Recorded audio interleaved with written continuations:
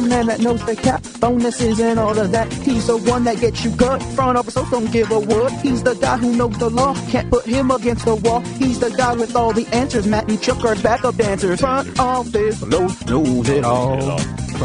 Brought to you by Delos Vodka.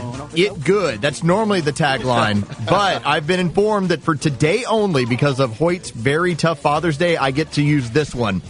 For when your family forgets you on special occasions, Delos Vodka, ask for it at your bar. That's not funny. Or at your store. Okay, it's a little better than what you said earlier. Are you frustrated with traffic? Have some Delos Vodka. Well, not in the car, of course. But when you get so home. Don't pull to the side of 285 and just start doing shots. Chuck, I'm good. There's been quite a number of times when I'm going home up 400 and I just say, F it, I'm going over to pick up some food and grab a beer. Carlos, however, during Snowpocalypse, if you had a bottle of Delos, you were in a lot better shape. Been quite as cold. That's exactly right. Let me tell you that good times are coming to SunTrust Park. And when I tell you this, I'm saying they're so close. We're talking about the next 6 months, the next year. Here's what I wanted to point this out. You had the Bleacher Report that had some re-rankings of the minor league systems after the draft. And the Braves still remain on top in all of Major League Baseball, with the Yankees and the White Sox right behind them. Now, let me take you back to 2013, before all of the trading and all the rebuilding of this farm system occurred. I always go by the top 100, the top 100 prospects in the entire Major League Baseball farm system, where the Braves, when you look at that, had one guy in the top 100. 93rd overall was Lucas Sims. Today, just so you know, Lucas Sims is now the 19th ranked prospect and the 11th ranked pitcher in the Braves organization. Kyle Muller, who they just drafted 5th overall, he actually checks in 16th overall and the 9th highest rated pitcher in this pipeline. You got Kyle Wright, you mean? Oh, excuse me. Yes, Kyle Wright. Yeah, so, Kyle Wright, yeah. So here's the thing. This is what I wanted to point out about 2014. Now, this is when all the moves started to really be made and everything started to move over the next year or two.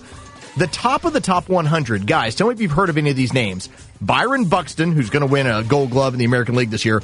Carlos Correa, Chris Bryant, Francisco Lindor, Addison Russell, Joey Gallo. Studs, all of them. Jerry Gallo? No, Gallo. By the way, Jerry Gallo's dead. Number 10 was Noah Syndergaard. Number 13, Corey Seager. That's how important the top 100 is. Now, the Braves that year had two guys in the top 100. Jose Peraza at 52, Lucas Sims at 63. Now, all of these, the rest of the names I'm going to point out, were not in the Braves organization as of yet.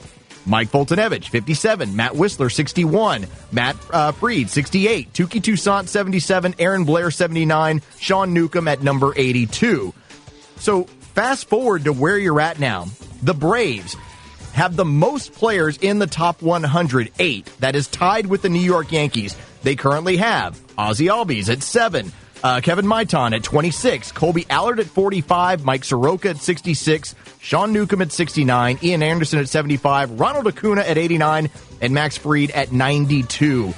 You are knocking on the door with a bunch of studs. You have as much talent as anybody that is currently in the pipeline and getting ready to show up on Major League fields. This is it's fun to see them beat the Giants 9-0, but you have better times that are coming to this ballpark really soon. Well, next spring is going to be fun. How serious is Ronald Acuna going to push for the right field job? How legit are two 20-year-olds, Mike Soroka and Colby Allard, going to be?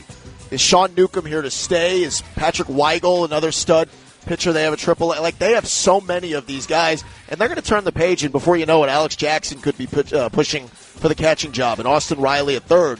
What Los is saying is very true, and I didn't even mention Ozzie Albies at second.